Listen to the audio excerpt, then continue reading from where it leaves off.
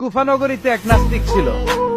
সে বলে বেড়াতো, আমি আল্লাহরে দেখি না তাই মানি না। কুফানগরীর লোকজন বলে, আমাদের এক ইমাম আছে নাম নু'মান ইবনে সাবিত, উনার সাথে বসলে তুমি আল্লাহরে দেখতে পাবা। সে বলে, তাই তাহলে তোমাদের ইমামকে ডাকো। সাইয়েদনা ইমাম আবু হানিফা টাইম দিলেন, এই জুমার দিন, আজকে জুমার দিন না, এই জুমার নামাজের পরে ঠিক ভর দুপুরে 2টায় সবাই আমরা একত্রিত হব। নাস্তিকও আসবে, সাইয়েদনা ইমাম আবু হানিফাও আসবে। জুমার সালাতের পরে লোকের বন্যা বয়ে গেল, বাঁধ ভাঙা জোয়ার, অনেক মানুষ। নাস্তিক এসেছে, লক্ষ লক্ষ লোক এসেছে, আসে নাই ইমাম আবু হানিফা। আসে না আধা ঘন্টা, 1 ঘন্টা, 2 ঘন্টা পরে আসছে।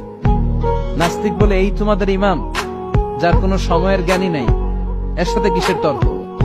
সাইয়েদনা ইমাম আবু হানিফা বলে, ইনদি উযর, আমার উযর আছে। কি উযর? সাইয়েদনা ইমাম আবু হানিফা বলেন, আমি ঘর থেকে বের হয়ে আসার পথে একটা নদী পার হয়ে আসতে হয়। আজকে এসে দেখি নদীর মধ্যে কোনো মানুষ টানুষ নাই, নৌকা নাই, মাঝি নাই, কিচ্ছু নাই। তো হঠাৎ দেখলাম পাশে বিশাল বড় একটা গাছ। এই গাছটা এমনি এমনি 2 ভাগ হয়ে গেল।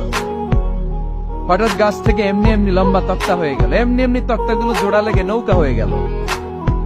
আর নৌকা আমার সামনে আসলো, মাঝি ছাড়া, লগি বৈঠা ছাড়া। আমি নৌকায় যেয়ে বসলাম, নৌকাটা আমার নিয়ে টান দিয়ে